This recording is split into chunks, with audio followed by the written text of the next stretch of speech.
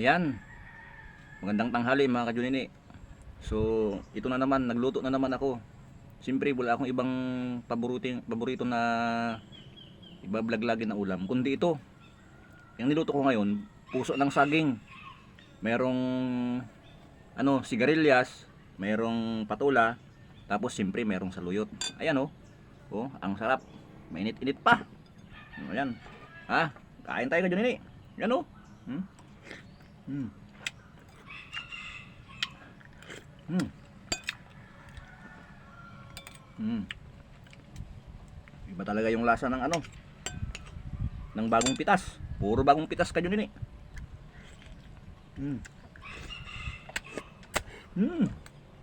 Puro saluyot. Hmm. Hmm. Hmm. Hmm. Ah. Hmm.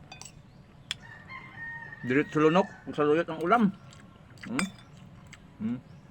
Ayun oh. Tapos puso ng saging. Hmm. Hmm.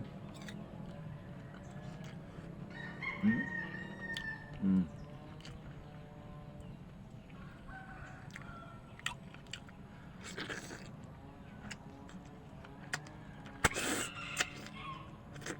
Hmm. Hmm. Hmm.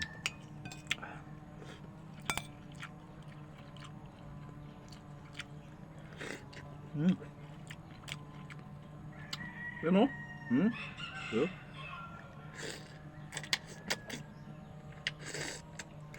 Hmm. Hmm.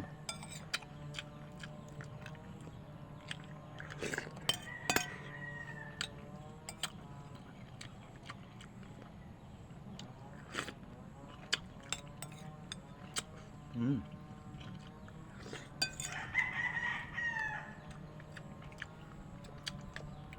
Ayan, tuwing magmumukbang ako kadyo ni papakita ko yun sa inyo lagi. Gulay.